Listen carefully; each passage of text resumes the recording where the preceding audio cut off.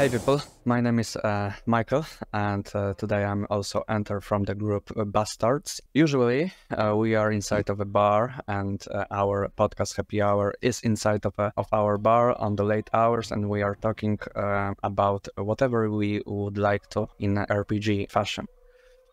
But today is a special day. I'm outside of a ninja village. I'm holding a microphone on a stick, and we are shooting a movie. With me are two great directors of this movie, Walton Wood and Rugose Kohn, and we will be talking about their masterpiece, Ninja BORG. Hello guys, and nice to meet you. Hello. Hello, thanks for having us on. Appreciate it. To break the ice, could you give me your favorite ninja movie? Walton. Oh, me? I'll go first. The shuriken has been thrown at you. I mean, that's a tough question. Because all ninja movies are awesome, so how can you pick one? But if someone had, a katana to my head and forced me to pick, it would probably have to be Ninja Terminator. That's classic that I have to see. If it's about ninja traveling in space with androids, that would be great. You would think that from the title, but it's actually way better. Much better. And Rugose, do you have some title in mind? So my favorite ninja movie has to be probably the first one I ever saw as a child, American Ninja. Watched it many, many times. It was a staple of cable television in the United States, and really captured my ninja imagination. And a close second would be Ice Pirates, just because there's ninja robots sort of in that movie, kind of. Ice Pirates, like pirates on ice.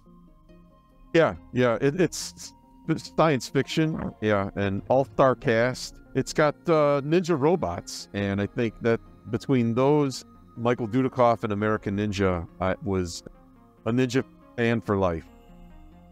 You are making a five-finger Deathcock. Is it a duo, like a company, studio, indie? What is it? All of the above.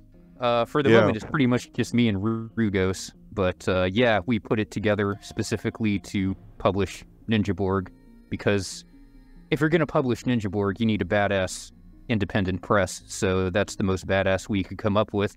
And we challenge anyone to come up with anything more badass, quite frankly. Well, that's badass. It was just sort of like, hey, we need a cool name. Like everybody else has got cool names that they publish under. What's our cool name? And Walt came up with the name, and I designed the logo. And the rest is history. Nice. Walton and Rugose, outside of a five-finger Deathcock, I would like to ask you about your previous work. Before we were going to oh, some ninja magic happened. He's vanished again. Ninja magic at work. Could you give me a brief history of your previous work outside of this duo? Like, Walton, what are you known for inside of a TTRPG scene? Well, I make some content, not a lot. Ninja BORG is obviously the greatest thing I've ever made, and probably the greatest thing that ever will be made, but we can't hold that against everyone else. I am most known probably for first starting Ex Libris Mercbory, where I cataloged all of the third-party releases from independent creators, and after a while I handed that off to Ian Greytide Long, and nowadays I'm probably second best known as a line editor and copy editor and technical editor for I work with Stockholm Cartel, Spicy Tuna. I've done a thing or two with Exalted Funeral, a couple of things, including Frontier Scum with Games Omnivorous. So, it's hard to say I'm well known as an editor because no one ever looks at the credits page, but that's pretty much what I'm doing nowadays. So that's a bit of a recognition for you, and my God, the amount of work that has been put into Ex Libris, it's mind-boggling. It is. doing it was pretty mind-boggling. When I tell people that there was a Kickstarter about cataloging Kickstarter projects, people's eyes were widened. Well, I appreciate you spreading the good word. You're doing God's work behind the front lines. I know Rugose from his work on 30 Days of BORG Zines. And can you give us a little bit of elaboration on that project and other your projects? I was very heavily involved in role-playing games as a preteen and a teenager, and then kind of stopped being interested in them or engaging with them. And my kids started getting 5e, and I hated it. It was so unlike what I remembered Dungeons and Dragons being like.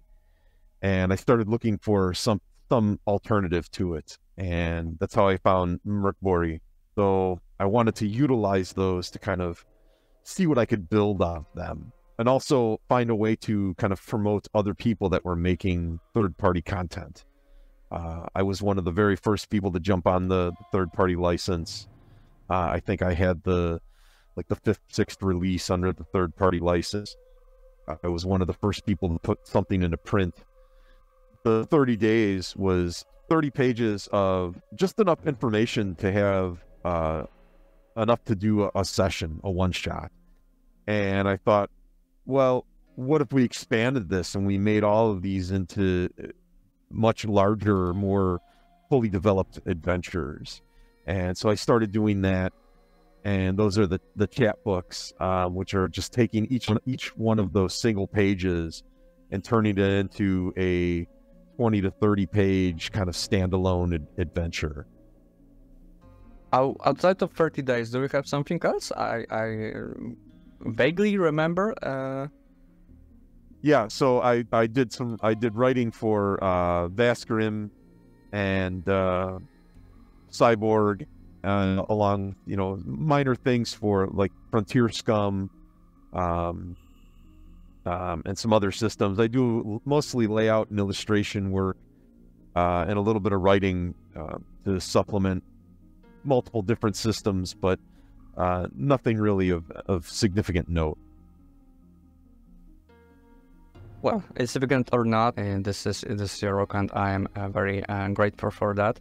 And yeah, and two big brains came together and created a company just to release our today's main topic, which is Ninja BORG. I will try myself to describe it. You are free to correct in any manner of your choice. Like you can throw tomatoes or 5-pointed stars. I will just try to keep dodging it until I will get it right. So Ninja BORG is a game that started as I don't know if it started as a joke, but that's my hypothesis. That you just rolled the fortune wheel and it's stuck in 80s ninja movies, with whole different shenanigans, like being in space, traveling in time. It has nothing to do with a real historical part of ninja knowledge. But who am I to even assume something like that? Probably you are closer to the truth than anyone ever was. And yeah, you were trying to simulate this craziness, this shenanigans, this gonzo of a ninja movies that some people were watching during their youth. I see a South Park episode about their imagining of ninjas. Freakishly huge cartman with two side daggers and all of the stupidity that was in this episode. It was all condensed into this game. And the best part is it's not even a BORG game, or maybe you will correct me when we will be talking about the origins of this. So yeah, ninjas, 80s, and everything you could think of if you would have infinite budget. If there is anything I missed. No, I think that's a pretty good summary. No, it's a really good summary. And a lot of people think they know about historical ninjas, but we wanted Ninja BORG to be the authentic ninja experience, because ninjas are so much more amazing than anybody actually realizes, that if anybody did, then society would basically collapse.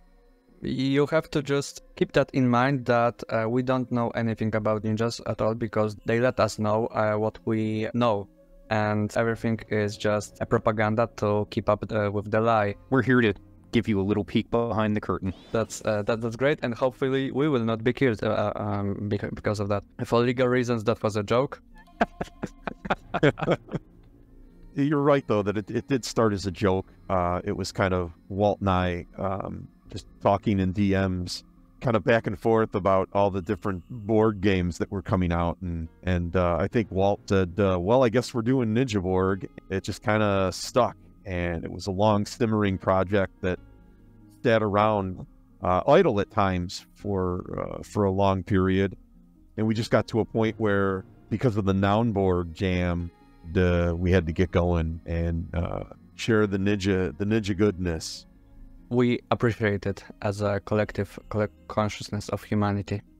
Ninja Borg, as we were saying, is a game, TTRPG game with ninjas at the center. What are exactly players? Besides that, they are ninjas. Like, what can they do? What are they doing? What is their usual mission goal? What is the overall vibe theme of this game? And who is the enigmatic MF and M inside of a preview PDF that you can right now download it for free and see for yourself if it's to your liking. And we've just lost Rugose, and he is back and forth like a smoke bomb.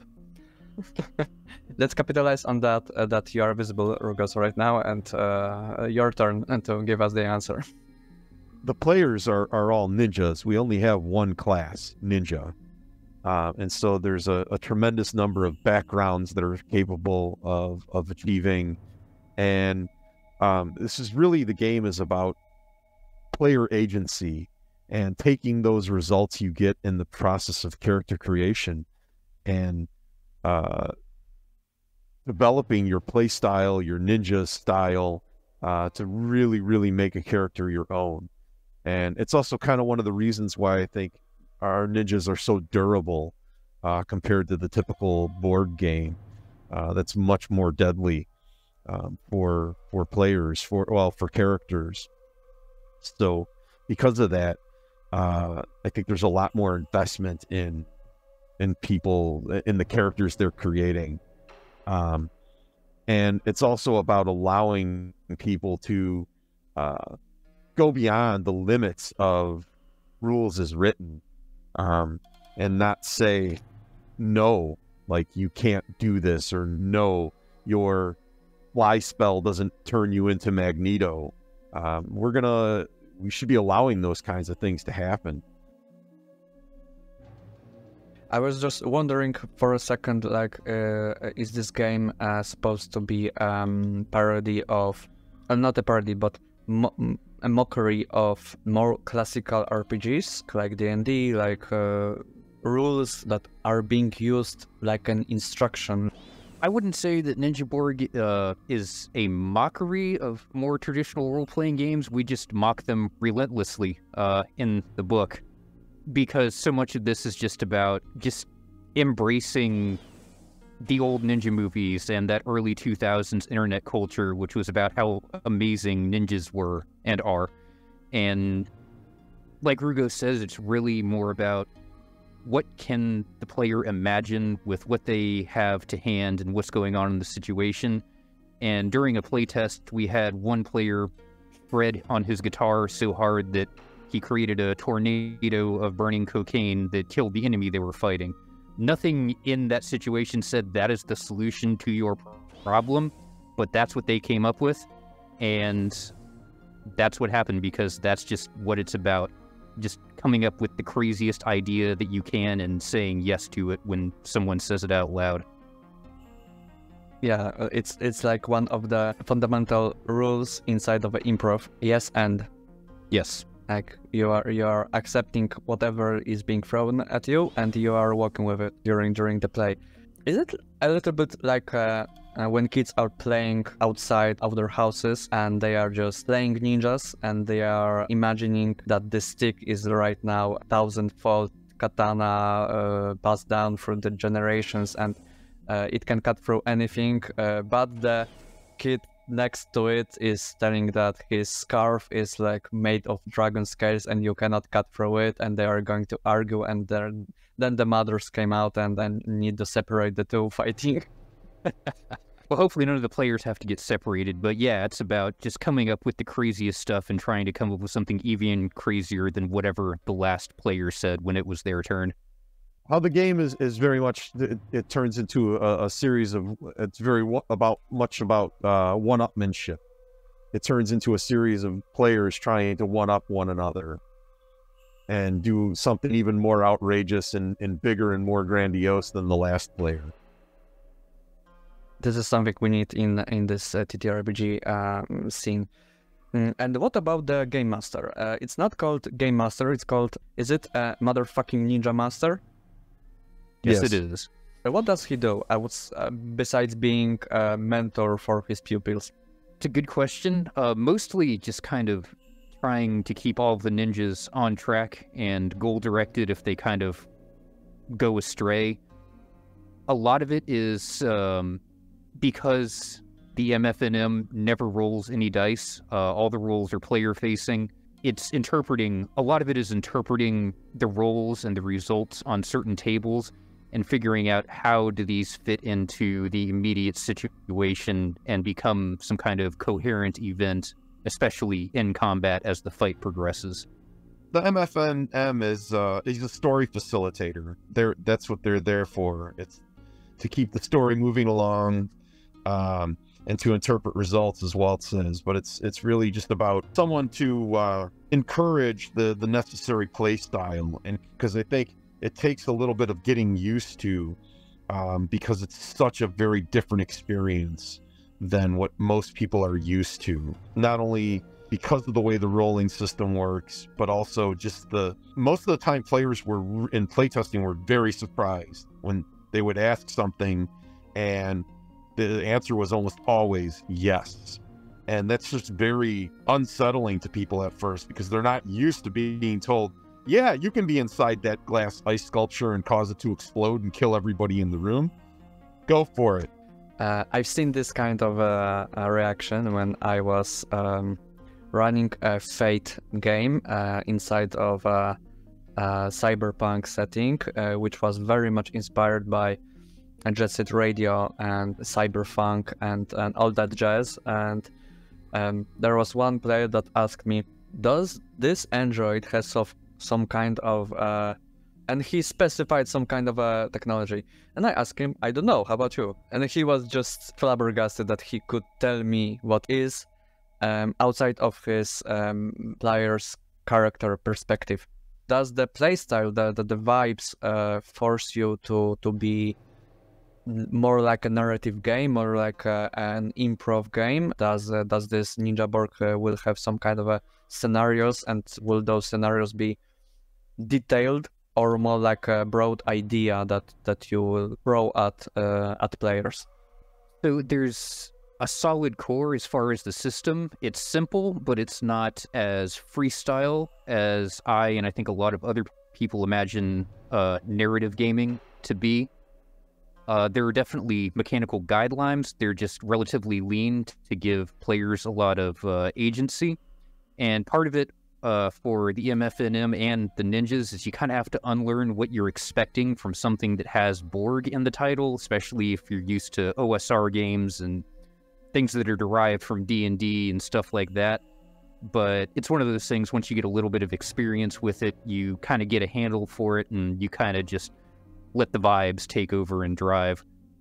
And we're going to, in the book, have a ninja mission generator, which has tons of tables for generating details about the missions and giving the MFNM a lot of room to kind of fill them out and figure them out for themselves and make it something personal to them, something tailored to their ninjas.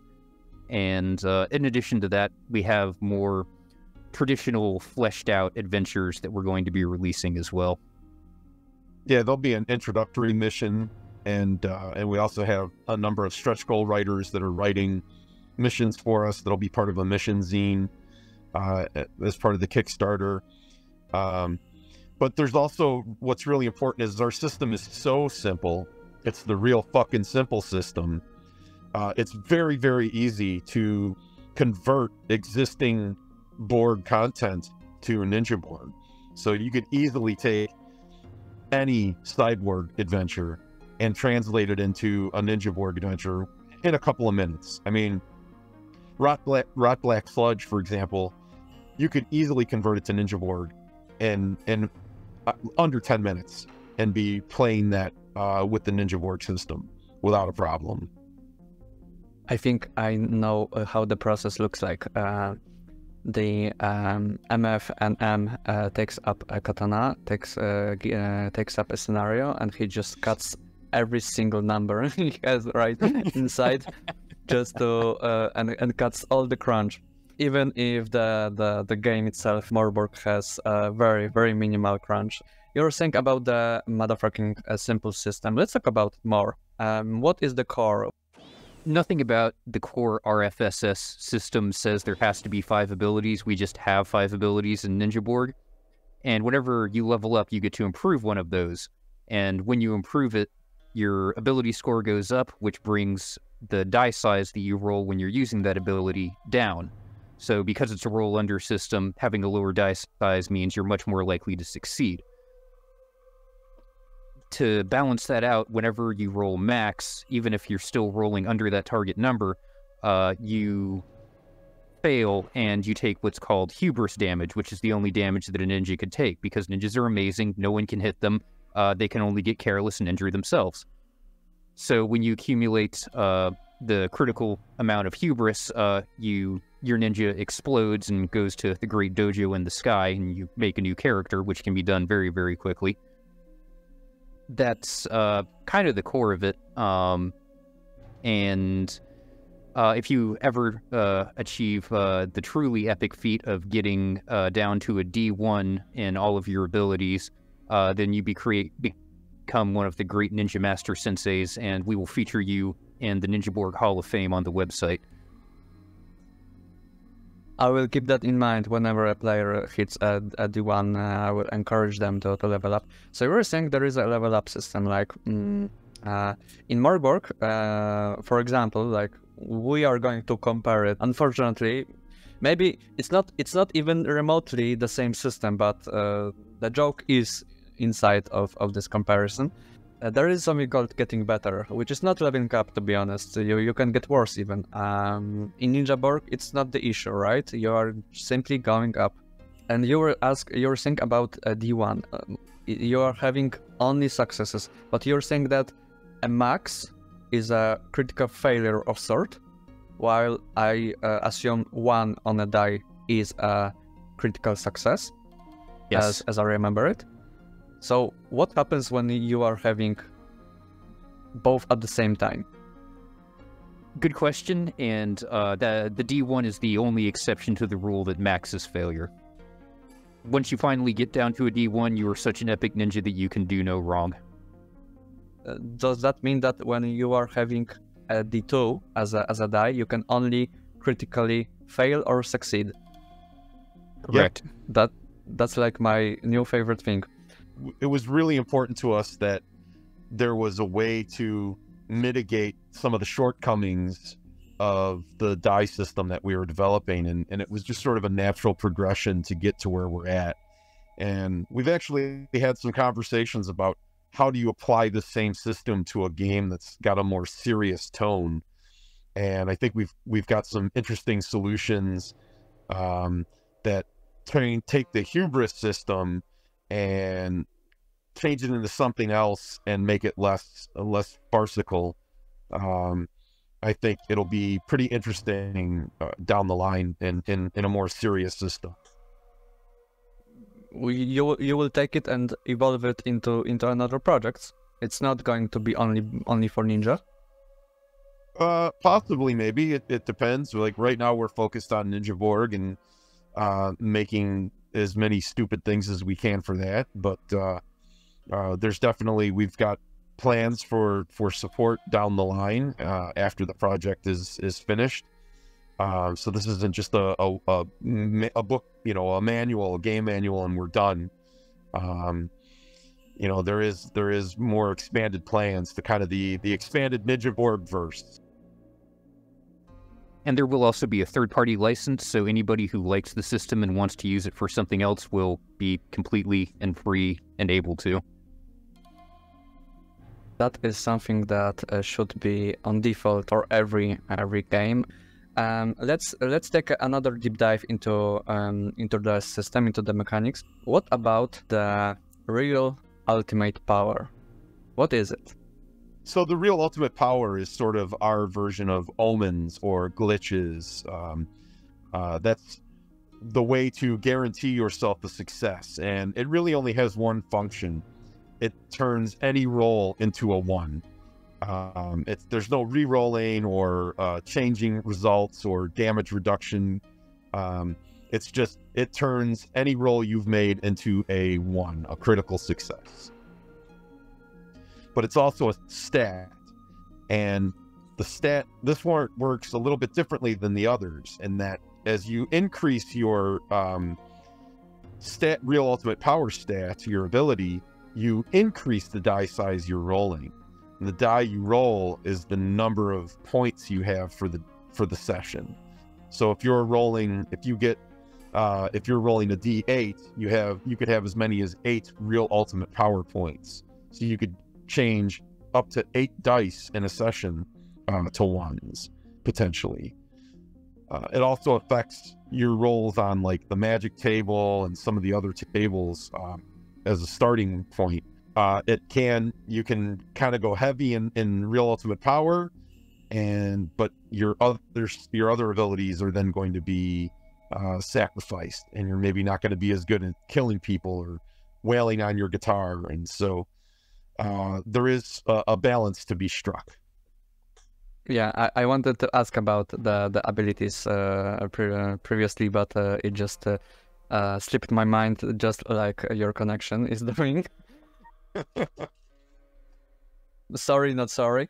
What about abilities that you are having in Ninja BORG? Like, yeah, you can, as a ninja, get yourself pumped, flip someone out, wail your guitar, and kill people.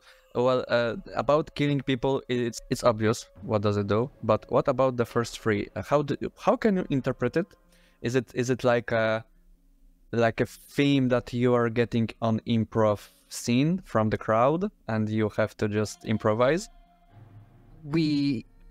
For the abilities, we don't really define them. We just give examples to kind of orient the players in the MFNM. So it's very much open to interpretation, especially when a ninja says something completely off the wall. The ninja master is going to have to interpret it based on the examples, which is why we didn't really want to pin it down with definitions so much as kind of paint in broad strokes and give general ideas of what each one encompasses. But kind of broadly speaking, guitar wailing is sort of a social stat, like charisma. Yeah. Okay. Flipping out is kind of more of agility or dexterity. Oh, it's flipping out instead of flipping off. That also works. And getting pumped is sort of like feats of strength outside of like fighting someone, which is what killing people is. Okay, so it's more about strength instead of skill. About killing people, about using combat, how does a combat look like? It's very theater of the mind, and it is turn-based, but it's also very narrative. There's not very much die rolling. There's a roll to hit, and if you miss, it's effectively the enemy is hitting you, and then there's some rolls that facilitate how that gets resolved. So it's very minimal in terms of rolling. It is a much more kind of narrative storytelling theater of the mind process than it is hard tactical strategy. Mm-hmm. There is some kind of a strategy though, because based on your preview, during your turn, a ninja can do 2 things. Attack in melee, attack ranged, move, anything else, and use magic. What's the magic here? Will it be scrolls like in all other Borgs, or is it going to be something else? No, it's magic is just something that a ninja can naturally do. When you roll up your ninja, you'll get to roll for a ninja power that you have starting out, and then every time that you level up or get better, or as we call it in Ninja Borg, go berserk, you can also choose to roll a new weapon or a new piece of ninja gear, or you can choose to get a new ninja mystical power. Okay. You were saying about mystical powers. Are mystical powers going to be some kind of items, scrolls, or is it just simply another ninja magic that you are going to interpret it on your own? There's a table of them. It's a D20 table of different ninja magic, but it's just something a ninja can innately do. It isn't a scroll or an item or a spell book or anything. It's just something that your ninja knows how to do. Ninjas are naturally mystical. It's true. Yes, yes, of course. What about other items? Are there gonna be some kind of a statistic for a katana or for a shuriken, or are you even rolling for a damage, or are you just getting a damage because of your success? Well, all weapons have a set damage metric, so you don't roll for damage, but like, for example, a katana, a ninja sword does 1 damage to an enemy, whereas nunchucks do 2. There's different varying amounts of damage, anywhere from 1 to, I think at the high end, if memory serves me, maybe 4 or 5. So, because enemies only have a single stat, they have their beating resistance ordinal, the bro, and that represents how difficult they are to fight and also how many hits they can sustain before expiring. That determines success is called NFT. How can you translate it? Oh yeah, ninja factor target. Okay, I've just got it. The NFT of an enemy is static. Is it like a certain number always? Sometimes modified, but usually is it a certain number? So in Mercury, like the standard difficulty is DR12. Yes. In Ninja Borgs, the standard NFT is 10 because ninjas are better at everything than everyone else. So you'll take the bro of a specific enemy and subtract it from 10, and then that's the final number that you have to meet or beat beat being roll under in this case. So a really simple enemy like a street punk might have a bro of 1, so you would have to roll 9 or under to hit them in combat. Something more powerful like Rugose, what's your favorite more powerful enemy in Ninja Borg? Maybe the Viking cyborg. Yeah, so Viking cyborg has what? The bro is like 8, I think? I think it's an 8, yeah. So then in that case, you would have to roll 2 or lower, which obviously is going to be much more difficult, especially if you're on your own. But luckily, ninjas can team up and combine rolls to get those lower numbers together when they fight something more powerful. Oh, so there is something of some sort of action, of group action. There is, yeah, but we had to save something for the core book. We couldn't give it all out for free. Yeah, there'll be ninja team-ups and the ability to hit multiple enemies at once with a single attack roll. So, yeah, there's some stuff that we're holding back. That's great.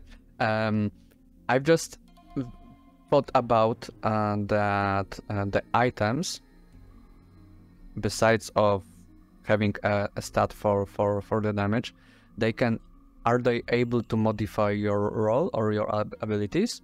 For example, you are having a headband of a village hidden in the mud, and that gives you plus something to your abilities.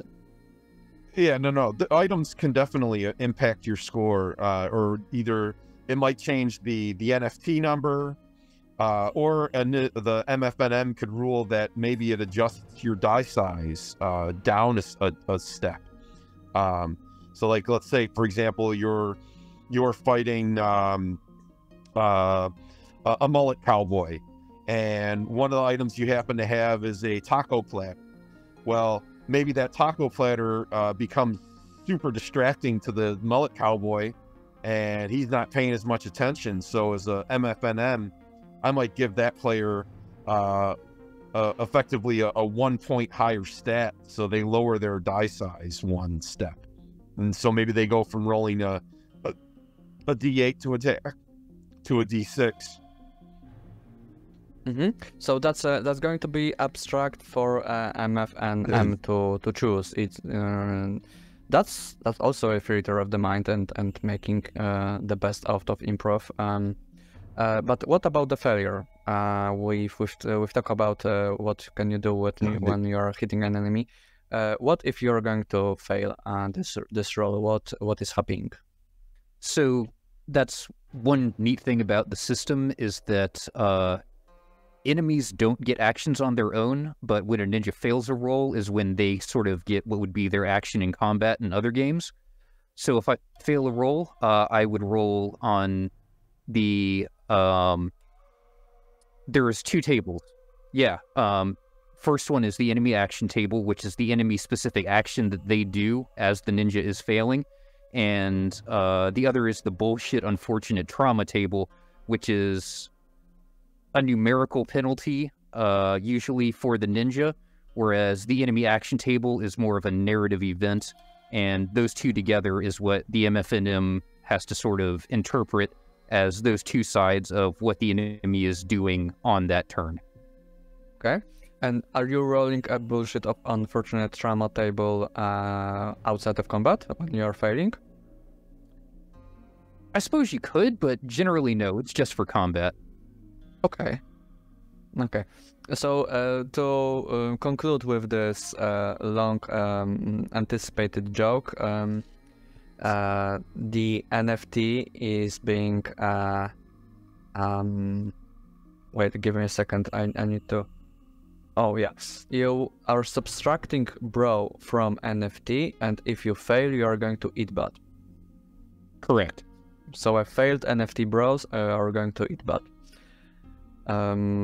That is one of the major plot twists inside of this text that just gave me a push towards meeting you today.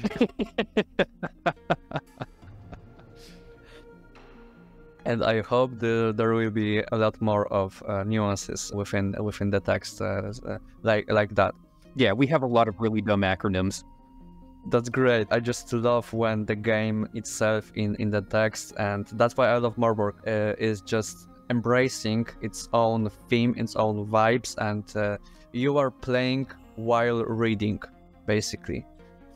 Yeah, I mean, I've written a good, a fair chunk of this, and my own words, I can't read them without crying from laughing so hard at how stupid how ridiculous some of it is. I was trying to read some of it to one of my teenagers, and I could barely get the sentences out. I was laughing so hard. And I wrote the sentence I was trying to read. I can't tell you how many times I've read this, just revising it and going over it and refining it, and there are still plenty of sentences in there that I hit them and I've forgotten about them, and I just break out laughing at my computer, which really doesn't happen that often. So yeah, that basically concludes what I could ask for details from your preview. What about what's not in it? You've mentioned random tables. Is there any specific favorite random table, like for example, favorite ninja food that you can throw at the enemy so that they could throw up? I think I rather like a lot of the mission generation tables, because ninjas don't go on adventures. I just want to point that out. They go on missions. So the mission generation tables there's so many results. There's so many different odd things that can be interpreted. I think my favorite is probably the list of things that complicate the mission, because there's some really bizarre stuff in there. Like a 100 years old vampire with a star on his neck. I think my favorite table also comes from the mission generator. Every mission that you roll up has a theme song, so I really like the table of theme songs. and the first ninja during a mission who works the title or a song lyric into their dialogue also gets a little bonus, so I think that's fun too. Oh my god, you don't know how much of a music inside of a RPG sucker I am. Like, I really love to make my run some sort of a Netflix special with music background, like making your voice in sync with the music. You just gave me a whole a whole lot of reasons to run Ninja BORG. Some insider info on the Kickstarter is a Spotify playlist, and all the songs on that playlist are in the potential theme songs for the ninja missions. The Spotify playlist is just a handful of the songs that are on that chart, because I do think it's a D66 table, because we have a lot of D66 tables for compatibility. Compatibility is important. And if you don't like what's on our D66 table, there's going to be a third-party license. You can make your own tables of theme songs for your ninja missions. We're not your boss. Hopefully, for anyone who is going to hack the Ninja BORG game, there aren't gonna be ninjas waiting for him to go to sleep. And yeah, you were saying about compatibility. With what? Well, with everything. Ninja BORG, there isn't anything Ninja BORG isn't compatible with. We even have the compatibility or a conversion guide just to prove it. Yeah. It's not out of the box compatible, but you can make it compatible. Yep. So, step 1, get a katana. Step 2. Step 3, profit. Your broader question, though, was what else can people expect to find in the book? And yeah, there's a conversion guide. There's tons of tables to cook up missions for your players, for your ninjas. There's, I think, 20 sample enemies, or as we call them, douchebags. There's some, like, super villains, also known as the Uber Creeps, and they have each one of them has their own individual table of like their nefarious plans to also help give you some inspiration for missions. So there's actually, quite a lot packed into this, way more than what, people have gotten a taste of. Are there gonna be some obscure movie ninja flick references? Absolutely. Yep. We have a whole Appendix Ninja, where we'll list a number of films for people to check out. And I mean, I don't know how many Cynthia Rothrock fans there are in the audience, but yeah, she gets plenty of love in the book. Is there gonna be nothing personal kid sorcery inside of a mystical ninja powers table? No, but one of the potential enemies is TTRPG game designer. Ooh, that's close. That's close to home. Okay, that's some great answers, some inside info. We are getting closer to the finish line, and before obligatory what's next question, I have just like some sort of open mic for you. Do you have some fun facts, maybe something that we left out during the interview? Maybe you have some kind of a funny story behind a certain process of development? Well, I would say that the entire game has been written as a means of Walt and I entertaining and amusing ourselves. Yeah. And it's definitely our sense of humor, but it's translated really well, I think, to everyone that's engaged with us and played with us. I can't tell you how many times I've heard people say either that was the funniest game I've ever played, or that was the most fun I've ever had playing a role-playing game, because that freedom is really so unexpected, and it just becomes so ludicrous, and that really tickles people. And I think that's been the most surprising thing, is that, here was this thing that was just to entertain ourselves kind of initially, and it's gotten such a very positive response, and also a really awesome negative response too. Oh yeah. It's been really fun arguing with people on Reddit about boners. Some of the folks who say it's the most fun they've ever had also say it's the stupidest game they've ever played, so it swings both ways. Oh yeah. But Tim Hutchings, who designed Thousand-Year-Old Vampire, among other games, likes to say that he designs little parties for his friends, and that's definitely what Rugose and I did here. And if you're someone who grew up in the early days of the internet and ninjas versus pirates and watching, 80s ninja movies on TV, you are our friends. This little party is for you. Outside of a main book, you've said something about the mission zine. Is there going to be, well, you've answered already, there is going to be some sort of lasting support for the game. Maybe some details about that and some ideas of a next project. What's next?